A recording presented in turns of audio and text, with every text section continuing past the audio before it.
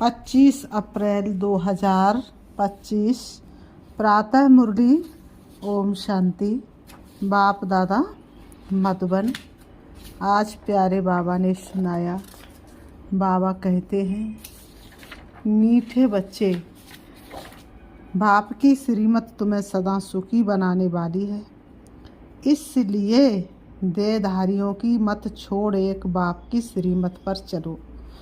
बाप की श्रीमत तुम्हें सदा सुखी बनाने वाली है, इसलिए देहधारियों की मत छोड़े एक बाप की श्रीमत पर चलो। आज की मुरली से प्रश्न, किन बच्चों की बुद्धि का भटकना अभी तक बंद नहीं हुआ है? किन बच्चों की बुद्धि का भटकना अभी तक बंद नहीं हुआ है? उत्तर में बाबा ने बताया, जिन्हें ऊंचे तो ऊंच बाप की मत में व ईश्वरी मत में भरोसा नहीं है, उनका भटकना अभी तक बंद नहीं हुआ है।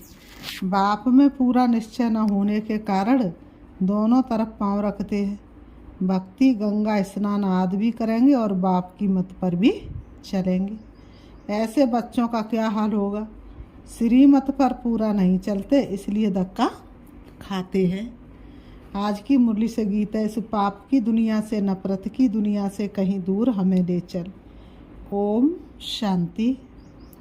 बच्चों ने ये भक्तों का गीत सुना। अभी तुम ऐसे नहीं कहते हो। तुम जानते हो हमको ऊंचे तो ऊंच बाप मिला हुआ एक ही है, ऊंचे तो ऊंचे है। बाकी जो भी इस समय के मनुष्य मात्र हैं, सब नीचे तो नीचे है। ऊंचे तो ऊंच मनुष्य भी भारत में ये देवी देवताएं थे, उनकी महिमा है सर्वगुण संपन्न। अब मनुष्यों को ये पता नहीं है कि इन देवताओं को इतना ऊंच किसने बनाया। अभी तो बिल्कुल ही पतित हो पड़े हैं। बाप है ऊंचे ते ऊंच, साधु संत आदि सब उनकी साधना करते हैं। ऐसे साधुओं पिछाड़ी मनुष्य आधा कल्प भटके हैं। अभी तुम जानते हो बाप आया हुआ है। बाबा ने कहा, हम बाप के पास जाते हैं, वह हमको श्रीमत देकर श्रेष्ठ ते श्रेष्ठ सदा सुखी बनाते। रावण की मत पर तुम कितने तुच्छ बुद्धि बने हो। अब तुम और किसकी मत पर ना चलो। मुझ पतित पावन बाप को बुलाया है, फिर भी डुबोने वालों पिछाड़ी क्यों पड़ते हो? एक की मत को छोड़ अनेकों के पास धक्का क्यों खाते रहते हो? कई बच्चे ज्ञान भी सुनते रहेंगे, फिर जाकर गंगा स्नान भी करेंगे, गुरुओं के पास भी जाएंगे। बाप कहते हुए गंगा कोई पतित पावनी तो है नहीं, फिर भी तुम मनुष्यों की मत पर जाए स्नान आदि करेंगे तो बाप कहेंगे, मुझे ऊंचे तो ऊंच बाप की मत में भी भरोसा नहीं है। ऐसे एक तरफ है ईश्वरी मत, दूसरी तरफ है आसुरी मत, उनका क्या हाल होगा? दोनों तरफ पांव रखा तो चीर पड़ेंगे। बाप में भी पूरा निश्चय नहीं रखते हैं। कहते भी हैं बाबा हम आपके हैं, आपकी श्रीमत पर हम श्रेष्ठ बनेंगे। हमको ऊंचे ते ऊंच बाप की मत पर अपने कदम रखने हैं। शांति धाम सुख धाम का मालिक तो बाप ही बनाएंगे। फिर बाप कहते हैं, जिसके शरीर में मैंने प्रवेश किया है उसने तो 12 गुरु किए, फिर भी तमो प्रधान ही बना है, फायदा कुछ भी नहीं हुआ। अब बाप मिलाए तो सबको छोड़ दिया। ऊंचे तो ऊंच बाप मिला, बाप ने कहा hear no evil see no evil, परंतु मनुष्य हैं बिल्कुल पतित तमो प्रधान बुद्धि। यहाँ भी बहुत है, श्रीमत पर चल नहीं सकेंगे, ताकत नहीं है। माया धक्का खिलाती रहती है, क्योंकि रावण है दुश्मन, राम है मित्र। कोई राम कहते, कोई शिव कहते हैं। असुल नाम है शिव बाबा। मैं पुनर्जन्म में नहीं आता हूँ। मेरा ड्रामा में नाम शिव ही रखा हुआ है। एक चीज के 10 नाम रखने से मनुष्य मूझे हुए हैं, जिसको जो आया नाम रख दिया। असुल मेरा नाम शिव है। मैं इस शरीर में प्रवेश करता हूँ। मैं कोई कृष्ण आदि में नहीं आता हूँ। वह समझते हैं विष्णु तो सूक्ष्म वतन में रहने वाला है, वास्तव में वह है युगल रूप प्रवृत्ति मार्ग का। बाकी 4 भुजा कोई कोती नहीं है। 4 भुजा माना प्रवृत्ति मार्ग, 2 भुजा है निवृत्ति मार्ग।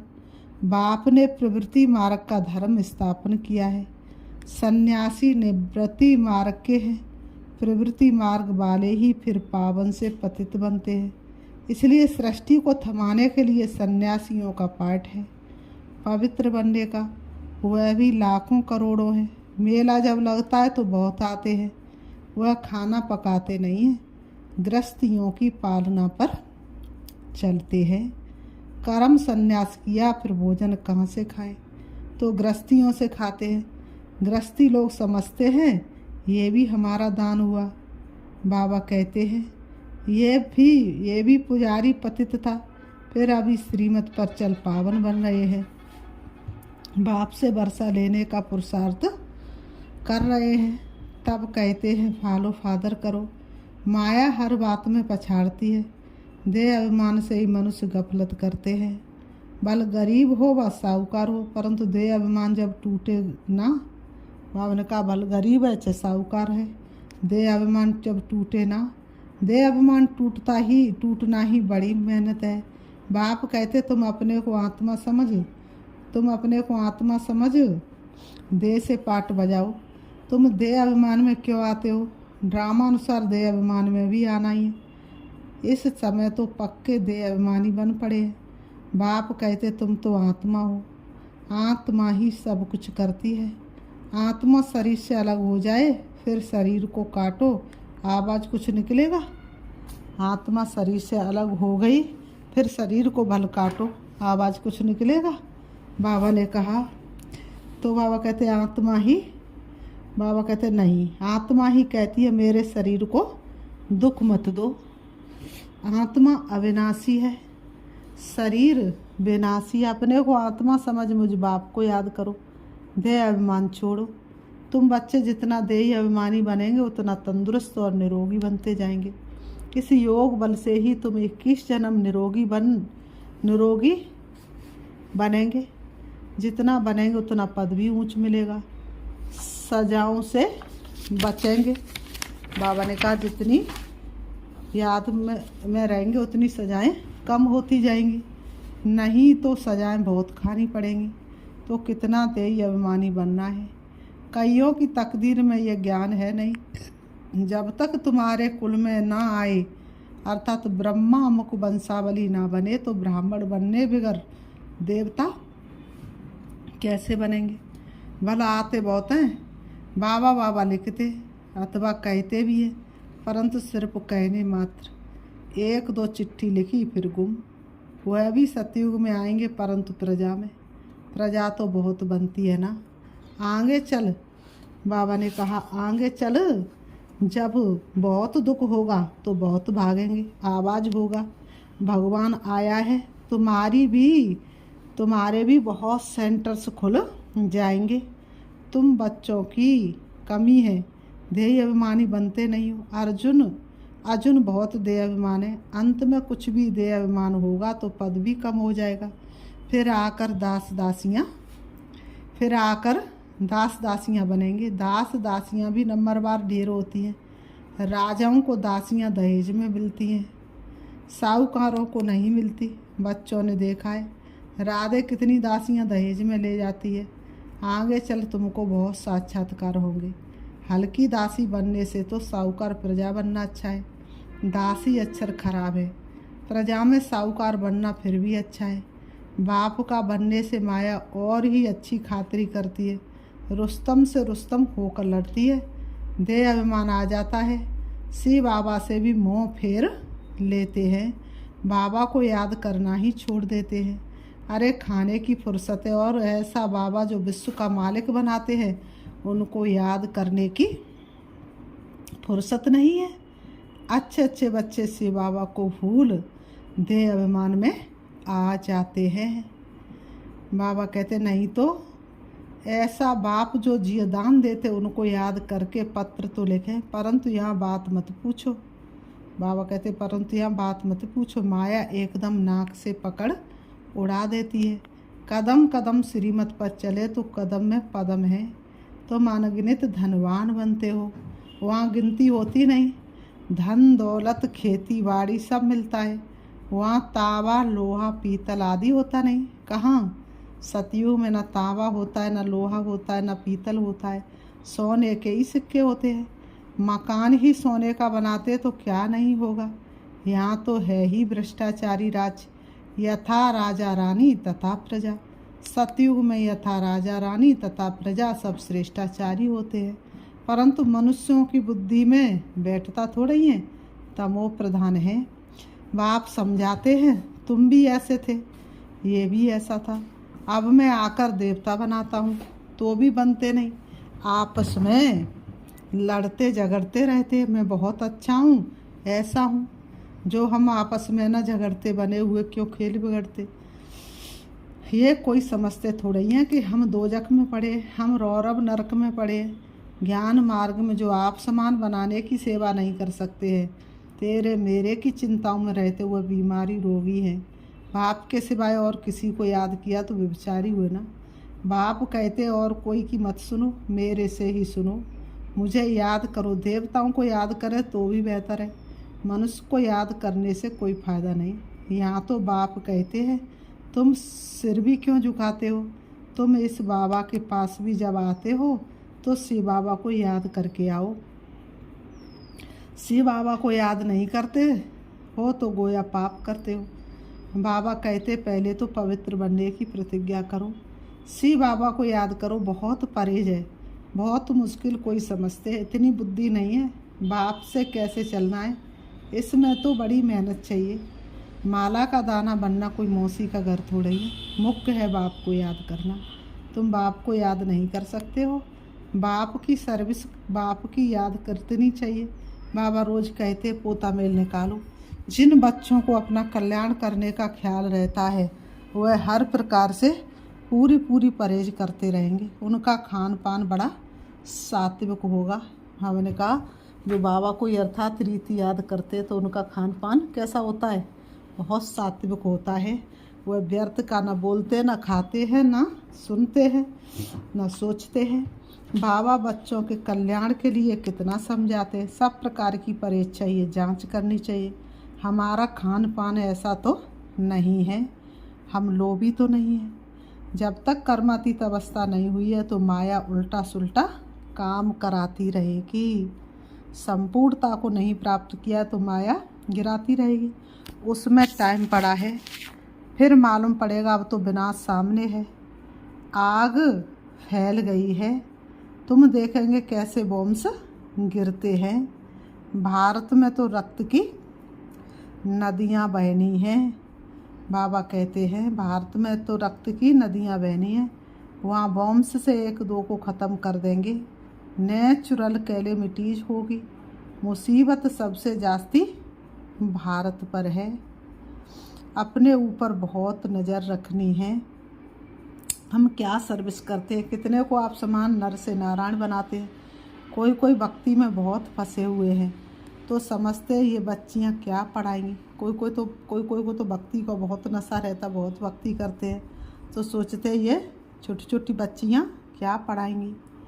बाबा ने कहा समझते नहीं कि इनों को पढ़ाने वाला बाप भगवान है।